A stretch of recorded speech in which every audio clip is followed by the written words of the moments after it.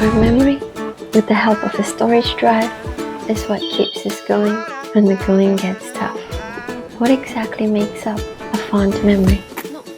Is it the ones who get on your very last nerves, all in the name of affection? Come on, like, give me a break. Maybe. Just live in the moment with me. For me, it's the little things. Being in the outdoors, having the sun hit my bare skin, the small talks, mini adventures, regular hiking scenes, going off the grid, mid-hike quirks, steep slopes, the sound of gushing waterfalls over and over again. Not forgetting a pinch of adrenaline. Stay up all night and sleep in. You make my heart feel young again. Okay, maybe not just a pinch, but you get the idea.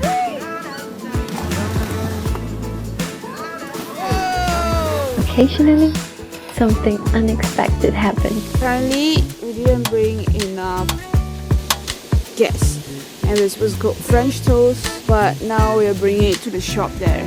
And those moments are priceless. Cooking some French toast, very delicious, made by Kovin, the expert. Last night he made some carbonara. But why are we here? Why are we here? It's very sweet ones. And then our gas ran out, so we came home to the shop and just asked her. She's giving us everything.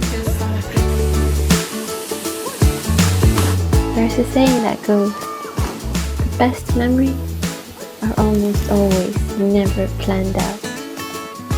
And I simply couldn't agree more. Intentionally or unintentionally, my fondest memories are a cocktail mix of everything mentioned.